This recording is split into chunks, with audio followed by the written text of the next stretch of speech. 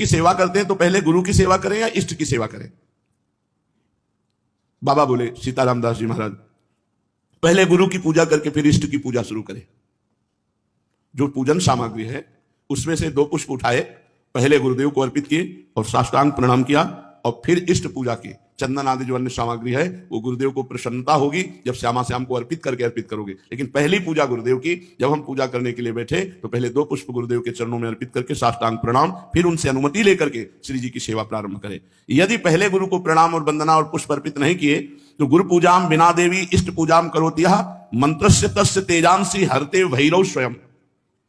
भगवान शिव कह रहे हैं, हे देवी, यदि गुरु पूजा ना करके सीधे इष्ट पूजा की जाए तो उसके मंत्र का कभी प्रकाश नहीं होगा। उसमें जो ऐसा पूजन करने वाला है तो गुरु मंत्र का प्रकाश नहीं होगा और जितनी पूजा करेगा उसका प्रभाव सब भैरव हरण कर लेगा। जो भैरव देव हैं वो अपहरण कर लेंगे, उस पूजा का प्रकाश नहीं हो पाएगा। गुरु पूजाम बिना नाथ कोटि पुण्यम वृथाव्ययम अतः सर्वजने ख्यातम गुरुणा सिद्धि मापनुयात। गुरु पूजा के बिना करोड़ों प्रकार के पुण्य सब व्यर्थ हो जाते हैं। जो सिद्धि का कारण जानते हैं वो सबसे पहले गुरुदेव की पूजा करते हैं। जैसे आप तीर्थ अवगाहन करने गए तो सबसे पहले गुरु को प्रणाम करो, फिर उस तीर्थ को प्रणाम करके तीर्थ अवगाहन करो। पहले गुरु, हर समय हर क्रिया में, घर से निकलने पहले गुरुदेव को प्रणाम किया। यदि गुरु पूजा ना की जाए तो करोड़ों प्रकार के पुण्य सब व्यर्थ हो जाते हैं। प्रथम गुरु पूजा, गुरु प्रथम पूजा करने पर उसे सिद्धि लाभ होती है। यदा ददाति संतुष्टः प्रसन्नो वरदौ मनुम तदा भक्त्या धनः प्राण गुरु यत्नेन तोषेत। जब वरदायक गुरुदेव की प्रसन्नता प्राप्त होती है, देखो जगह जगह पर भगवान श्री राम को देखा गया, मर्यादा पुरुषोत्तम है। गुरु ही प्रणाम मन ही मन कीन्हा। जब जा रहे हैं धनुष की तरफ तो प्रगट में प्रणाम करके आज्ञा लेकर जा रहे हैं, और जब वहां धनुष भंग करना है तो उठाकर पहले गुरु की तरफ देखा और गुरु ही प्रणाम मन ही मन कीन्हा, और फिर धनुष भंग कर। एक एक कदम पर भगवान श्री राम गुरु की आज्ञा के अनुसार चलते हैं। हमारी हर चेष्टा गुरु को सन्मुख करके होनी चाहिए। जो अपने गुरुदेव को प्रसन्न कर लेता है, संतुष्ट कर लेता है, उसके गुरुदेव सर्व सिद्धि कारण प्राण बन जाते हैं। गुरुदेव प्राण हो गए, अब कौन सी सिद्धि बकाया रह गई? भोग्य भोज्यानि वस्तूनि गुरुवे चा समर्पयेत तच्छेषमिति संचित्य चानुभूयात सुरेश्वरी। हे देवी, सभी भोज्य वस्तुएं जो गुरुदेव को अर्पण करता है और फिर गुरुदेव की जूठन पाता है, अगर गुरुदेव समीप नहीं है तो उनकी छवि विराजमान करके भाव से गुरुदेव को भोग लगावे और फिर उनका उच्छिष्ट प्रगट मान करके पावे कि मेरे गुरुदेव ने पाया है। इस उच्छिष्ट पान मात्र से समस्त सात्विक वृत्तियां उदय हो जाती हैं। गंधैर मालैश्च चारवंगी पूजयेत सर्वदा गुरुम। हे सुंदरांगी देवी, जो गंध से, माला से, अन्य वस्तुओं से गुरुदेव की पूजा करता है, अगर गुरुदेव प्रगट में नहीं मिलते हैं तो उनकी छवि विराजमान करके ठीक वैसे ही भाव से करो जैसे प्रगट में गुरुदेव की पूजा कर रहे हो। हे देवी, जो व्यक्ति अपने गुरुदेव की निष्कपट भाव से सेवा भक्ति करता है और उनका जूठन पाता है, महाप्रसाद, तो जितने तीर्थ आदि हैं, जितने व्रत आदि हैं, उसको कुछ करने की आवश्यकता नहीं। सब तीर्थों का फल, सब व्रतों का फल गुरु को पूजन करके, उनको भोग लगा के, उनका उच्छिष्ट पाने से प्राप्त हो जाता है। हे देवी, श्रुति कहती है कि भोग मोक्षार्थियों के लिए, ब्रह्मा विष्णु महेश्वर के पदाकांक्षियों के लिए केवल गुरुदेव की भक्ति ही एकमात्र उपाय है, अन्य कोई मार्ग नहीं। गुरु भक्ति के द्वारा असाध्य साधना भी साधित हो जाती है। जो असाध्य साधना है वो भी साधित हो जाती है। जैसे बहुत बड़ा पहाड़ जैसा रुई का ढेर लगा हो तो एक दिया सलाई लगाते ही भस्म हो जाती है, ऐसे ही गुरु सेवक के महान पर्वत जैसे पाप भी क्षण में भस्म हो जाते हैं।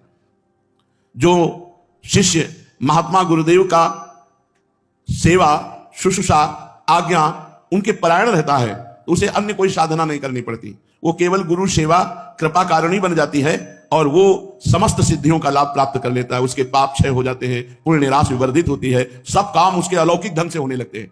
सब काम अलौकिक ढंग से होने लगते हैं, गुरु कृपा ही केवलम। हे देवेश, दुख मलिन पतित तभी तक रहता है जीव जब तक वो गुरुदेव की भक्ति नहीं करता है। यदि गुरुदेव संतुष्ट ना हो तो कितनी भी बड़ी साधना कर लो, ना तो ब्रह्मा सहयोग करेंगे, ना विष्णु सहयोग करेंगे, ना महेश्वर। तभी सेवक जी ने कहा, गुरु सेवा तज करहि जेबान, यह है अधर्म यह है सब हानि, कानि न रसिकन मेरा है, गुरु गोविंद न भेद कराए, संतत सकल सुनो चितलाय, श्री हरिवंश प्रताप जस। गुरुदेव जिस पर संतुष्ट हो जाते हैं तो तीनों देव उस पर संतुष्ट हो जाते हैं, ब्रह्मा विष्णु महादेव, और संपूर्ण मुनि योगी सब संतुष्ट होकर उस पर अनुग्रह करते हैं जिस पर गुरुदेव प्रसन्न होते हैं। समस्त क्रियाओं की सिद्धि का मूल है गुरु प्रसन्नता। अतएव बुद्धिमान पुरुष को चाहिए कि सर्वप्रथम अपने गुरुदेव को प्रसन्न कर ले। बाबा एक एक सेवा का आप जब वर्णन करते हैं तो सुन करके एक अपार आनंद हमारे हृदय में हो रहा है, एक नवीन उत्साह प्रकट हो रहा है। साथ ही मैं अच्छी तरह से समझ गया हूं कि गुरु सेवा करने से मुझ सरीखे श्रद्धा भक्तिहीन प्राणी को भी परम पद मिल जाएगा। हां, तवा दारतिम भय शोको लोभ मोह भ्रमादया यावन नायाति शरणम श्रीम गुरुम भक्तवत्सलम। तभी तक पीड़ा भय शोक रोग लोभ मोह भ्रम ये साधना में विक्षेप डालते रहते हैं जब तक भक्त वत्सल श्री सदगुरुदेव भगवान की शरण नहीं ग्रहण की जाती। अधिक क्या कहूं, यदि गुरुदेव संतुष्ट हो जाएं और कह दें कि जा तो मुक्त हो गया, तो इस बात को भगवान भी नहीं काट सकते। बस ये बात पकड़नी। तो कह रहे भगवान भी उस बात को नहीं काट सकते। यदि गुरु कह दे कि जा तो मुक्त हो गया, बस मान लेना चाहिए मैं तो मुक्त हो गया, मेरे गुरुदेव ने कह दिया। जैसे कभी कभी आनंद में उमगन में होते हैं, कहते थे तू चिंता मत करना, जब हमने भार ले लिया तो तुम्हें क्या चिंता करना, बस निश्चिंत हो जाना चाहिए। कि जब गुरुदेव ने कह दिया कि हमने भार ले लिया, तो जब उन्होंने ले ले, पर जीव देहाभिमानी है, वो इसे विनोद समझ लेता है, इसे व्यर्थ बात को समझ लेता है। ये भला ऐसे इनके कह देने से मुक्त हो जाएंगे क्या? एक बार गुरु महिमा प्रदर्शित करने के लिए देवर्षि नारद जी बैकुंठ में गए। ये हमारे पिताश्री के गुरुदेव आते थे, श्री स्वामी शारदाश्रम सरस्वती जी महाराज, वो सुनाते थे, हम बच्चे थे तब सुने थे। तो बैकुंठ में गए, थोड़ी देर बैठे और हटे, विचरण के लिए चल पड़े। तो वहां भगवान के पार्षद जल छिड़क के पोछा लगा रहे थे। किसी कारण से फिर देवर्षि नारद वापस लौट आए, तो उन्होंने देखा जहां हम बैठे थे वहां जल छिड़क के पोछा लगाया जा रहा। तो भगवान से कहा, प्रभु आपका नाम लेते हैं, आपकी शरण में है, तो क्या हम अपवित्र हैं? भगवान ने कहा पार्षदों से पूछो। पार्षदों से पूछा तो पार्षदों ने कहा आपने आज तक गुरु नहीं बनाया, इसलिए आप महान भक्त तो हैं, लेकिन जहां आप बैठोगे तो निगुरा जहां बैठता है वो अपवित्र जगह हो जाती है। तो देवर्षि नारद जी ने भगवान से कहा कि आप ही हमें बताओ, हमारे तो गुरु आप ही हो, आप बताओ हम किसको गुरु वरण करें? तो कहा कल प्रातः काल आंख उठते ही जिस पर पहली दृष्टि पड़ जाए उसी गुरु बना लेना। प्रातः काल आंख खुली, जब बाहर निकले, पथ में देखा तो बहंगी में दोनों तरफ जल भरे हुए कहार वो जा रहे। तो उन्होंने कहा कि ये तो कहार है, कोई भगत हो तो गुरु बनाए, ये तो कहार है, इनको क्या गुरु बनाना है? और पानी धो करके दूसरों के घरों में ले जाता है, कोई संत महात्मा होते तो गुरु बनाते। भगवान के पास पुनः गए, भगवान ने कहा गुरु बनाया? उन्होंने कहा प्रभु तो कहार है, तो गुरु की जाति देखी? नहीं प्रभु, वो पानी दूसरों के घर में ले जाते। तो गुरु की क्रिया देखी? जाओ मैं तुम्हें शाप देता हूं, 84 लाख योनियों में भटको। देवर्षि नारद जी घबरा गए, कहा प्रभु अब कैसे मुक्ति हो सकती है? आपके श्रीमुख के वचन तो परम सत्य होते हैं। तो कहा अपने गुरुदेव से पूछो जाके, कहां मिलेंगे? जहां तुम्हें मिले थे। और वो स्वयं भगवान ही कहार बन कर गए, चरणों में लौट गए, भगवान मुझे क्षमा करो, आप हमारे गुरुदेव हैं, मैंने आपको गुरुदेव रूप में वर्ण कर लिया, पर भगवान ने शाप दे दिया, ऐसी ऐसी बात थी। तो उन्होंने 84 ऐसे गोल गोल बना दिए जमीन पे, और कहा ऊपर का कपड़ा उतार के लौट जाओ। लौट बोले 84 लाख योनियों तुमने पार कर ली, अब तुम्हें 84 लाख योनियों में नहीं जाना पड़ेगा। नारद जी भगवान के पास गए, बोले प्रभु गुरुदेव ने ऐसा बोले, फिर संशय गुरुदेव के वाक्य पर, तुम 84 लाख योनियों से मुक्त हो गए क्योंकि गुरुदेव ने कह दिया। तो यहां शास्त्र में कहने कि यदि गुरुदेव भक्त वत्सल कह दे कि जा तो मुक्त हो गया, तो विश्वास करो भगवान भी इस बात को नहीं काट सकते। यावत चोपाधि पर्यंतम तावत शुश्रूषेद गुरुम गुरुवत गुरु भार्याम तत्पुत्रेषु च वर्तनम। जब तक देह रहे तब तक गुरु की आज्ञा में, गुरु की सेवा में रहे। यदि गुरु आज्ञा करें तो गुरु पत्नी गुरु पुत्र सबकी सेवा में। ऐसा पूर्व के भक्तजन करते रहे हैं। महाभारत उठा लो, चाहे वेद उठा लो, सब जगह गुरु सेवा। क्योंकि उस समय गुरुजन जो रहते थे वो जंगलों में रहते थे, पर्णकुटी में रहते थे, पर उनकी गुरु पत्नी भी रहती थी, उनके पुत्र भी होते थे। तो यहाँ आज्ञा कर रहे हैं कि अगर गुरु आज्ञा करे तो गुरु पत्नी गुरु पुत्र आदि की भी गुरु के समान ही सेवा करें। यश देवे पराभक्ति यथा देवे तथा गुरु तस्सेते कथितार हरथा प्रकाशनते महात्मना। जिसकी परमेश्वर में जैसी भक्ति है उसी तरह गुरु में भी वैसी भक्ति होनी चाहिए, परमेश्वर के समान। श्वेतरोपनिषद में है यश देवे पराभक्ति यथा देवे तथा गुरु। जैसी भगवान में भक्ति है वैसी गुरुदेव के प्रति भगवत भाव होना चाहिए, तभी उसकी बुद्धि शुद्ध होगी और तभी शास्त्र के वाक्य ज्ञान उसके हृदय में प्रकाशित होंगे और गुरु का अनुभव उसके हृदय में स्थित हो जाएगा। शिष्य को समझना चाहिए कि गुरु ही हमारा सृष्टि करता है। हमारे अंदर जो भक्ति की सृष्टि होगी वो गुरुदेव ही करेंगे। गुरुदेव ही हमारे दोषों का विनाश करने वाले संहारकारी रुद्र है और गुरुदेव ही हमारे सद्गुणों का पालन करने वाले भगवान श्री हरि है। अर्थात सृजन, पालन और संहार तीनों कार्य हमारे गुरुदेव करते हैं। हमारे हृदय में दैवी संपदा का सृजन, भगवत भाव का सृजन और उसका पालन और दुर्गुण दुराचार का विनाश। गुरु संतोष मात्रेण तुष्टा शिव सर्वदेवता।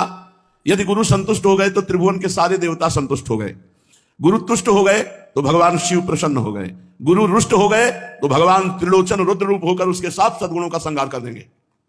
अगर गुरु रुष्ट है तो यह अधर्म, यह सब हानि, कान न रस मेरा है, बड़ा भारी अधर्म हो गया, बड़ी भारी हानि हो गई, अब रसिकों की सभा में उसका कभी आदर नहीं हो सकता। गुरु तुष्टे शिवस्तुष्टो रुष्टे रुष्ट त्रिलोचना, अगर गुरु नाराज हो गए तो मानो त्रिलोचन रुद्र भगवान उसका सर्वनाश कर देंगे। गुरु पाद रजो यस्तु सुधि मूर्धनि धारेत सा तीर्थ कोटि फलम 10 गुणम लभेत। जो सुजान व्यक्ति अपने गुरुदेव की चरण रज को अपने मस्तक पर डालता है वो करोड़ों तीर्थों के अवगाहन का तत्काल फल प्राप्त कर लेता है और तीर्थों से 10 गुना लाभ उसे प्राप्त होता है। 10 गुणम लभेत फलम।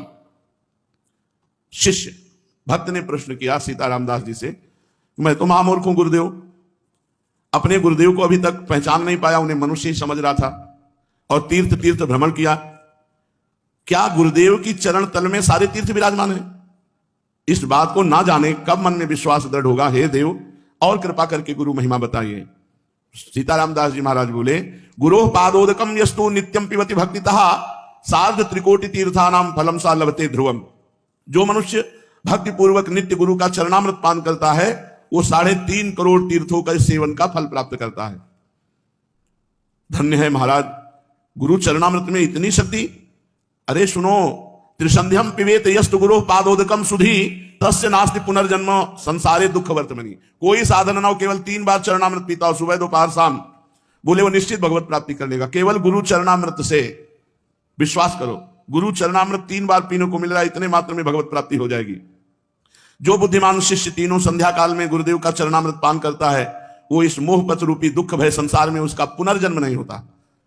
कितनी बढ़िया सुविधा है भगवत प्राप्ति की। वृंदावन वास, गुरु चरणामृत, गुरु छिष्टामृत, गुरु पादुका का सेवन और गुरु चरणों के आश्रित होकर उनकी आज्ञा का पालन, हो गई भगवत प्राप्ति। भक्त ने पूछा, इसमें कोई तपस्या या प्रयत्न नहीं हो, आपने कह दिया पुनर्जन्म नहीं होता। ऐसी बात तो हमने आज तक नहीं सुनी। कंचन को त्यागो, कामनी को त्यागो, ये त्यागो, वो त्यागो, ये बातें तो सुना है। केवल 3 बार चरणामृत रोज पीता रहे, भगवत प्राप्ति हो जाएगी, पुनर्जन्म नहीं होगा। वत्स, बाबा बोले, बेटा ये बहुत गुप्त बात है, बहुत श्रद्धा की बात है। ब्रह्मा विष्णुश्च रुद्रश्च सर्वाश्च पितृ देवता तिष्ठन्ति श्री गुरु पाद पद्मार्चिते शुभे जले। जो गुरु को चरण प्रक्षालन के लिए जल अर्पित किया गया और गुरु के चरण धोए गए और फिर चरणामृत पिया गया तो सारे पितरों का उद्धार हो जाता है। सर्वाष्ट पितृ देवता, तर्पण से उनको जो तृप्ति नहीं होती, गुरु चरणामृत से सारे पितरों का उद्धार हो जाता है। और गुरु पाद पद्म का जो जल है, चरणामृत है, पीने से ब्रह्मा विष्णु रुद्र सब देवता उसके अधीन हो जाते हैं। गुरु पादोदकम यस्तु नित्यम पिबेत मानुषः धर्मार्थ काम मोक्षा निधियो जायते चसः। जो मनुष्य नित्य गुरु का चरणामृत पान करता है वह धर्मार्थ काम मोक्ष का स्वामी हो जाता है, अर्थात चारों पुरुषार्थ उसको प्राप्त हो जाते हैं। अपिवा विगलत पाद प्रक्षालन जलम यदि पिबेद अमृत भावेन यह सा देवी पुरम रजेत। गुरु के चरण से स्पर्श किया हुआ जो चरणामृत है उसका जो पान करता है वो साक्षात भगवत धामवासी हो जाता है। गुरु पादोदकम यस्तु शीर्षाधारे नरः सा सर्वतीर्थजम पुण्यम लभते नाम संशया। जो व्यक्ति स्नान के समय गुरु चरणों का ध्यान करते हुए अपने मस्तक पर जल डाला तो सारे तीर्थों के स्नान का फल प्राप्त हो गया। विश्वास करो इन बातों पर। सर्व तीर्थावगाहा नाम फलम प्राप्नोति निश्चितम गुरु पादोदकम सम्यक संसारारणवतारणम। जो गुरु चरणामृत अपने सर पर धारण करता है उसे समस्त तीर्थों के अवगाहन का फल निश्चित ही प्राप्त होता है, क्योंकि गुरु का चरणामृत सम्यक रूप से संसार सागर से उद्धार करने वाला है। अज्ञान मूल हरणम जन्म कर्म निवारणम ज्ञान वैराग्य सिद्ध्यर्थम गुरु पादोदकम पिबेत। जो रोज गुरुदेव का चरणामृत पीता है उसके जन्म मरण का चक्र खत्म हो जाता है, ज्ञान वैराग्य उसका सिद्ध हो जाता है। गुरु पादोदकम पेयम गुरु उच्छिष्ट भोजनम गुरु मूर्ति सदा ध्यानम गुरु स्तोत्रम सदा जपेत। जो गुरुदेव की चरण पादुका का पूजन करता है, गुरु चरणों की चरणामृत का पान करता है और गुरु की जूठन पाता है और गुरु के अधीन रहता है, त्रिभुवन में उसके लिए कुछ दुर्लभ नहीं है। गुरु महिमा तो आपने निहाल कर दिया सुनाकर, पादुका का महत्व, सेवा, पूजा और चरणोदक का पान सुन लिया। अब शिष्य के लिए और ज्ञातव्य क्या है? बाबा बोले, बेटा वत्स, गुरोरन्नम महादेवी यस्तु भक्षणम आचरेत कोटि जन्मार्जितम पापो दक्षिणा देव नश्यति। न स्नानम पाद शोचव्य न चवाचमनम चरेत प्राप्ति मात्रेण भोक्तव्यम नेव स्थानम विचारेत। महादेवी जब मनुष्य को भगवान की कृपा का विशेष प्रभाव होता है, तब गुरु की जूठन मिलती है। ऐसे नहीं मिल जाता कि बहुत तड़पना पड़ता है, बहुत व्याकुलता अंदर भगवान जब देखते हैं तब व्यवस्था बना देते हैं गुरु उच्छिष्ट की। गुरु चरणरज, गुरु चरणामृत, गुरु पादुका, गुरु उच्छिष्टामृत, ये सब गुरुदेव की कृपा से प्राप्त है। जो गुरुदेव को भोग लगता है, उस अन्न का जो कण है वो जब मुख में जाता है तो तत्काल सारे पाप नष्ट हो जाते हैं। स्नान, पाद प्रक्षालन, आचमन, गुरुदेव का जो भी है, आचमन किया हुआ जूठा जल है, स्नान किया हुआ सर्वांग जल है। कितनी महिमा पूर्व के संत जानते हैं इन बातों को। और जब प्रसाद मिले तो प्राप्ति मात्रेण भोक्तव्यम नैव स्थानम विचारे। मैं नहाए नहीं हूं, मैं कुल्ला नहीं किए हूं, ये कुछ नहीं, जिस समय उच्छिष्ट मिले तुरंत उसी अवस्था में उसको मुख में धारण करो। प्राप्ति मात्रेण भोक्तव्यम नैव स्थानम विचारे, विचार करने की गुंजाइश, कैसा रख दो फिर पा लेंगे। पहले थोड़ा ही किनका चाहे पाओ, तुरंत पाओ जब गुरु उच्छिष्ट मिले, भगवत उच्छिष्ट मिले। ना ब्राह्मण्यम, ना कौलिन्यम, ना जाति नाम विचारणम, ना ज्ञाति सुत बंधु नाम सत्यानाम तत्र चिंतयन। एक स्थानम स्थितम अन्नम तत्तीर्थस्य मंडलीकृतम भोक्तव्यम मोक्षतम शुद्ध स्पृष्टम न चिंतयेत। ये बहुत बड़ा अपराध है यदि गुरु की जाति पर दृष्टि रखी जाए कि गुरुदेव किस जाति के हैं, बहुत बड़ा अपराध हो जाएगा। प्रायः जो ज्यादा अपने में देहाभिमानी जन जो जाति अभिमान करते हैं उनसे ही अपराध बन जाता है। ये चीजें बहुत सावधानी की है कि कभी किसी संत के उच्छिष्ट पाने के समय ये बात मत पूछो कि किस जाति के है, किस कुल के हैं। अब वो हरि स्वरूप है, उनका जूठन पाना हमारे लिए सौभाग्य होगा, ये नहीं सोचना कि जाति पक्ष कुल पक्ष ऐसा। जो गुरुदेव जहां स्थित हैं वहीं से प्रसाद मिल जाए तो मोक्ष का वो कारण बन जाता है। यदि गुरुदेव का प्रसाद, मान लो कौआ, कुत्ता, कोई भी ऐसा जीव अचानक, तो हम उसे फेंकेंगे नहीं, हम उसको पा जाएंगे। जो शेष बचा हुआ है वो हम पा जाएंगे। प्रसाद की ऐसी महिमा। हरिराम व्यास जी ने कहा यदि कुत्ता जूठा कर जाए या कौआ ऊपर से बीट डाल दे तो हम उतना हटा करके वो बीट फिर हम प्रसाद पा लेंगे। प्रसाद को नहीं फेंका जाता कि प्रसाद में, और प्रसाद को गर्म नहीं किया जाता कि अब ठंडा है चलो रोटी गर्म कर लो, सब्जी गर्म कर लो, वो फिर अपमान है प्रसाद का। जैसा प्रसाद मिला ठीक वैसा उसी समय पा लिया जाए, ये सर्वप्रथम प्रसाद का सम्मान है। अगर आप कहीं बहुत ऐसा कुछ है, बिजी है भाई कि प्रसाद से ज्यादा आप कोई महिमाशाली कार्य कर रहे तो किनका तो ले लीजिए, बाद में पा लेना। और मुंह जूठा नहीं माना जाता प्रसाद पाने के बाद। प्रसाद पाके तुरंत आप निज मंत्र जप सकते हैं। गुरु उच्छिष्ट और हरि प्रिया उच्छिष्ट पाने के बाद तुरंत उसमें जूठन नहीं माना जाता। क्या गुरुदेव का जूठन अगर कोई अशुद्ध पुरुष छू ले तो उन्होंने कहा कि उच्च अधिकारी का यही स्वरूप है कि स्पर्श का विचार ना करते हुए तत्काल प्रसाद को पा लिया जाए। ये गुप्त बातें हैं शास्त्रों की जो सुनने के बाद हमारे अंदर श्रद्धा परिपक्व हो जाती है। अनाधिकारी वही है जो गुरु के प्रसाद पर दृष्टि दूसरी कर ले। अरे ऐसा अधिकारी वही है जैसा, मतलब गुरु अधिकार की तो बात सबको पचेगी भी नहीं। जो एक बार बाल कृष्णदास जी के पावन चरित्र में जो उस समय के श्रोता हैं उस मतलब पचेगी ही नहीं, किसी को नहीं पचेगी। छी ऐसे होगा, नहीं होगा। मतलब महाराज जी की अशुद्ध बेशुद्ध अवस्था, और उस समय वो लघुशंका, तो उसका प्रसाद सबने, मतलब पचेगी ही नहीं किसी की, ऐसा कैसे हो सकता है। और बालकृष्णदास जी के पावन चरित्र में लिखा हुआ है, उन सब देवी जी और जितना भी परिकर था सबने, और श्री कृष्णाकार वृत्ति में उनको होश नहीं है। तो ऐसा गुरोर उच्छिष्टकम देवी भुक्ति मुक्ति प्रदम भवेत अवश्यम वैष्णव शिष्य भोक्तव्यम तद दिने दिने। हे देवी, गुरु का उच्छिष्ट जो प्राप्त करता है रोज, तो उसे भोग ऐश्वर्य भी प्राप्त होता है और मोक्ष भी प्राप्त होता है। वो अहोभाग्य है उसके जिस वैष्णव को अपने गुरुदेव का रोज उच्छिष्ट प्राप्त होता हो। गुरोर उच्छिष्टम च देवेशी तत्सुतोच्छिष्टमेव च भोजनीयम न संदेहो विकारश्चेत अधोगति। जो गुरु का उच्छिष्ट प्राप्त हुआ और उसमें क्या है, बोले निश्चित दुर्गति को प्राप्त होगा। तवोच्छिष्टम महादेवी ब्रह्मादि नाम सुदुर्लभम। ब्रह्मादि के लिए भी गुरुदेव का उच्छिष्ट दुर्लभ है। गुरु उच्छिष्टम तथा प्रोक्तम महापूतम परात्परम। जो गुरु का उच्छिष्ट पाता परम पूत अर्थात परम पवित्र हो जाता है। गुरु रुचिस्केर यस्तु सर्वागमन लेपयेत। अब देखो एक बड़ी महिमा की बात कह रहे हैं। गुरु का उच्छिष्ट पड़ा है, जहां गुरु ने पाया वहां का ऐसे सब लेके अपने शरीर पर जो लेप करता है ऐसे। गुरोर उच्छिष्ट केर यस्तु सर्वागमन लेपयेत वज्रोपि तस्य गात्राणि न भिन्नति कदाचन। कोई भी भूत प्रेत पिशाच यक्ष राक्षस तंत्र मंत्र मारण मोहन वशीकरण उच्चाटन कुछ भी उसके शरीर को प्रभावित नहीं कर सकता जो गुरु का उच्छिष्ट लेप करता है। जहां गुरु ने प्रसाद पाया वहां ऐसे हाथ से सब करके जूठन सहित पूरे शरीर पर लेप करता है। कोई मारण मोहन वशीकरण उच्चाटन भूत प्रेत पिशाच राक्षस ये स्पर्श नहीं। वज्रम वज्रोपि तस्य गात्राणि। जैसे वज्र का प्रहार कर दे तो नष्ट हो जाए, ऐसे ही जो भी उसके ऊपर तो वो खुद नष्ट हो जाएगा, उस शिष्य का कुछ नहीं बिगाड़ सकता। गुरु उच्छिष्टम अपन्नम यो भक्षेत भक्ति भावतः अन्नपूर्णा जगत धात्री तस्य ऐश्वर्य प्रयच्छति। जो गुरुदेव के उच्छिष्ट को बड़े भाव से पाता है तो अन्नपूर्णा मैया उस पर बड़ी कृपा करती है और सदैव भंडारा भरे रहती है।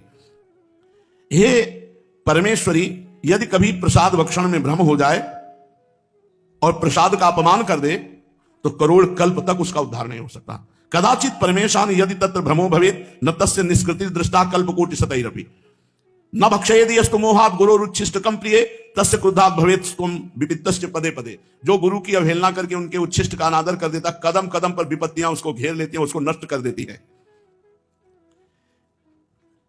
गुरु की आज्ञा का पालन, अब उच्छिष्ट के बाद गुरु की आज्ञा का पालन करना ही सर्वशास्त्रों का परम रहस्य है। गुरु आज्ञा का कभी उल्लंघन न करे और न उनकी बात का कभी खंडन करके अपनी बुद्धि लगाकर उत्तर दे। दास की तरह दिन रात उनकी आज्ञा का पालन करे। न शृणुयात् गुरु वाक्यम शृणुयात् वा परांगमुखा अहितम वा हितम वापि रौरवम नरकम ब्रजेत। जो गुरु की आज्ञा का उल्लंघन करके अपनी मनमानी आचरण करता है उसको रौरव नरक की प्राप्ति होती है। आज्ञा भंगम गुरुदेवी या करोति सा मूढ़धि प्रयाति नरकम घोरम सुकरत्व मापनुयात्। जो गुरु आज्ञा का उल्लंघन करता है वो सुकर कुकर योनि को प्राप्त होता है। वृथा धर्म वृथा आश्चर्यम वृथा दीक्षा वृथा तपः। उसका तपस्या बेकार, उसकी दीक्षा बेकार, उसका आचरण बेकार, उसका धर्म बेकार जो गुरु की आज्ञा का उल्लंघन कर देता है। निर्गतम यद गुरुर्वक्ता सर्वशास्त्रम तदुच्चेत गुरु कार्य स्वयं शक्तो ना परम पेर ये तेप्ये। गुरु के मुख कमल से जो शब्द निकला वही हमारे लिए शास्त्र है। गुरु का जो आदेश हुआ वही कार्य हमारे लिए धर्म है। गुरु की प्रेरणा ही हमारे लिए सब कुछ है। हम कुछ उसमें विचार नहीं करते। यदि गुरुदेव अन्यायपूर्ण आज्ञा करें तो बाबा शिष्य को बिना विचार किए उसका पालन कर लेना चाहिए। अपि तत्रम विरुद्धम वा गुरुणा कथ्यते यदि तत्समंतम भवेद वेद महारुद्र वचो यथा। ये शास्त्र सम्मत बात कह रहे हैं, कोई मनगढ़ंत बात बाबा नहीं कह रहे। इसीलिए श्लोक भी लिखा हुआ है। अगर गुरु की आज्ञा का निर्विकार भाव से पालन कर रहा है शिष्य, गुरु जी ने क्या बोल दिया, विकार नहीं आना चाहिए, वैसे ही सहर्ष, तो वो गुरु कृपा का लाभ उसको प्राप्त होगा जो किसी साधना से नहीं प्राप्त होता। समर्थ गुरु रामदास जी महाराज के बहुत से शिष्य थे। शिष्य जहां बहुत होते तो ईर्ष्या भी हो जाती है कि गुरुदेव उनको ज्यादा प्यार करते हैं, हमको नहीं प्यार करते। धीरे धीरे सब शिष्यों में कोई एक होता है जो पूर्ण प्राण समर्पित होता है। एक होता है, कोई बिरला ही होता है जो ऐसे, उन बिरलों में से हजारों थोड़ी होते हैं। तो ईर्ष्या बढ़नी शुरू हो गई जो उनकी शरीर सेवा में रहते थे कि क्या हम शिष्य नहीं, हमको कभी सेवा का आदेश नहीं होता, ऐसा वैसा, बड़ा प्यार करते हैं। तो समर्थ गुरु रामदास जी ने एक दिन लीला करी, टांग पे फोड़े का नाटक किया और भारी पट्टी बंधवा के कराहने लगे, बहुत दर्द है। अब सब शिष्य परिकर को बोला बहुत दर्द है। वैद्य बुलाए, नहीं इसकी दवा तो हम जानते हैं, फोड़े का मुंह यहां है, अगर पूरा मवाद पी जाए कोई तो अभी हम ठीक हो जाएंगे। मवाद, लघु शंका लगी गुरुदेव, मवाद कौन गुरुदेव का पिएगा। सब धीरे धीरे सकिलने लगे, पीछे बातचीत करते हुए पीछे हटते हुए। समर्थ गुरु की सब पे दृष्टि, केवल वही रह गए जो शरीर। सब शिष्यों को बुलवाया, फिर दोबारा किया, लघु शंका हो गई हो तो आ जाओ। बोले देखो ये पीने के लिए तैयार है। तो बोले पट्टी उठाई, बोले ये है मुंह फोड़े का। कहा गुरुदेव, और जो भी पिया तो बस पीते चले गए, इतना मीठा पीते चले गए पूरा। और जब पी चुके तो पूरी पट्टी हटाई और देखा तो गुठली और छिलका रस सब पी गए थे। आम था लंगड़ा आम लंगड़ा आम बांधे हुए थे। बोले गुरुदेव ऐसा तो रोज पिलाया करो तो आनंद हो जाए। अन्य सब शिष्य से कहा देखो इसको पता नहीं था कि ये मवाद है या आम है, आज्ञा पर पीने के लिए तैयार हुए। तुम लोग सब स्वार्थ बुद्धि वाले हो, इसलिए इसे अधिक प्रेम करते हैं। जब तक प्राण और धन, सकल समर्पण प्राण धन, तब तक वास्तविक शिष्यता नहीं आती। श्री शिवाजी समर्थ गुरु रामदास जी के प्रिय शिष्यों में है। जब ये शिष्य बनने के लिए गए तो इन्होंने कहा प्रभु मैं आपके चरणों का दास बनना चाहता हूं, शिष्य बनना चाहता हूं। तो उन्होंने कहा भले आ गए, हमारे पेट में दर्द था, शिष्य बाद में बन जाना, पहले दवा की व्यवस्था। उनका राजवैद्य बुलाते हैं भगवान। बोले नहीं मुझे दवा पता है, जंगल में जाओ जहां सिंगनी के बच्चे हों तो उस सिंगनी से दूध दूह के ले आओ, अगर हम थोड़ा दूध पी ले तो हमारा पेट जो दर्द हो रहा है वो ठीक हो जाएगा। कोई सैनिक नहीं होगा साथ तुम्हारे, कोई अस्त्र शस्त्र नहीं होगा, मतलब मरने के लिए भेज रहे हैं। और बोले सोने का पात्र ले जाना, सिंगनी का दूध और पात्रों में टिकता नहीं, छेद करके बाहर कर देगा। सोने का पात्र लिया, अकेले गए जंगल में जहां सिंह शावक खेल रहे थे। तो सिंगनी को देखा, हाथ जोड़ा और कहा मुझे गुरुदेव की औषधि के लिए आपका दूध चाहिए। और कोई गाय थोड़ी जो सिंगनी ने देखा, पुरुष मारी छलांग से, बीच में सिद्ध पुरुष समर्थ गुरु रामदास जी अपने तपोबल से उसको रोक दिया और कहा बेटा हो गया। मतलब शरीर का समर्पण, पूरा प्राण समर्पित हो तो सिंगनी खाई जाती अगर महाराज बीच में ना जाते। अब एक दिन झोली लेकर के गए, आवाज लगाई भिक्षाम दे, गुरुदेव पधारे। गुरुदेव का सब कुछ है, क्या दूं गुरुदेव को। तो पूरी कागजात में सब खजाना रानी अपना सब वैभव लिख के झोली में डाल दिया। उन्होंने बोला हाँ ठीक है, अब राज्य मेरा, तुम दास बन करके शासन करो और दीक्षा हम दे देंगे, सकल समर्पण प्राण धन। तभी सेवा गुरु की बनती है जब अपना केवल गुरु धन बच जाए। मेरे धन है गुरुदेव, ये बहुत मुश्किल बात है गुरु के प्रति ऐसा भाव आना। ऐसे गुरु भक्त शिष्य बहुत दुर्लभ है और ऐसे ही शिष्यों को परम सिद्धि प्राप्त होती है।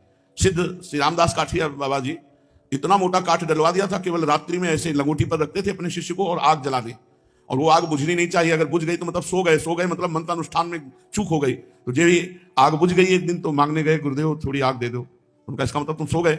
इतना मोटा काठ और चैला से पिटाई की, चुपचाप। गुरुदेव को नहीं छोड़ा जा सकता, चाहे काट डालो, आप हमारे जीवन धन हो, आप हमारे प्राण हो, तब जाकर भगवान की विशुद्ध भक्ति बनती है। बहुत सुंदर चर्चा है।